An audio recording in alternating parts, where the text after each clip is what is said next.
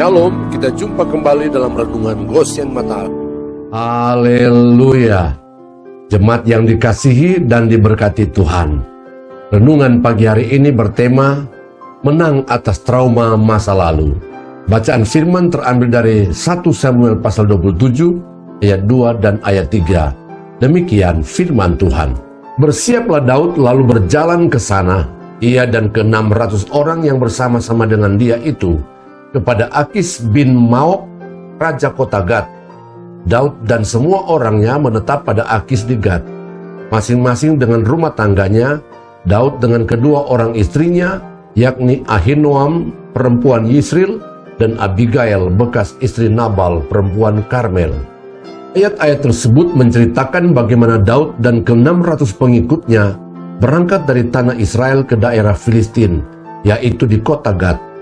Padahal dalam pasal 21 diceritakan bahwa Daud sudah pernah pergi ke daerah yang sama tersebut dan mengalami keadaan yang sangat membahayakan keselamatan jiwa mereka. Sampai-sampai untuk bisa meloloskan diri dari situasi itu, Daud harus berpura-pura hilang ingatan atau berpura-pura gila, dan akhirnya ia dan pengikutnya berhasil melarikan diri ke Gua Adulam di daerah Israel. Tercatat dalam 1 Samuel pasal 21 ayat 12 dan 13. Daud memperhatikan perkataan itu, dan dia menjadi takut sekali kepada Akis, raja kota Gad itu. Sebab itu ia berlaku seperti orang yang sakit ingatan di depan mata mereka dan berbuat pura-pura gila di dekat mereka. Ia menggores-gores pintu gerbang dan membiarkan ludahnya meleleh ke janggutnya. Dengan adanya pengalaman masa lalu yang sangat menakutkan, bukanlah perkara mudah untuk Daud bisa kembali memasuki kota Gad.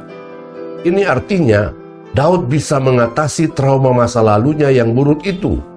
Daud berhasil menang atas trauma masa lalu yang menakutkannya, dan karena itu Daud bisa kembali memasuki kota Gad.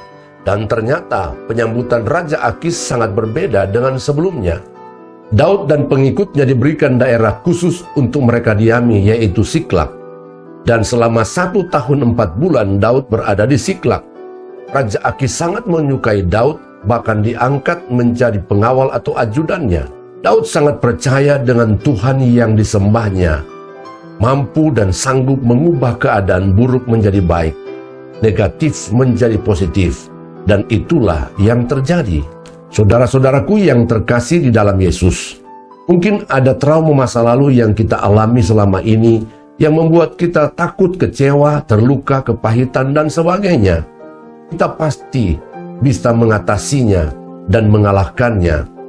Yakinkanlah di dalam hati kita, Tuhan Yesus Kristus Bapa kita yang sangat baik adalah ahli mengubah keadaan buruk menjadi baik, negatif menjadi positif, kepahitan menjadi membahagiakan, dan sebagainya. Kejadian pasal 50 ayat 20 bagian A dalam terjemahan bahasa Indonesia sehari-hari. Kalian telah bermufakat untuk berbuat jahat kepada saya, tetapi Allah mengubah kejahatan itu menjadi kebaikan. Juga di dalam Ulangan 23 ayat 5b dalam terjemahan bahasa Indonesia sehari-hari, sebaliknya, ia mengubah kutuk itu menjadi berkat, karena ia mengasihi kamu. Amin. Tuhan memberkati.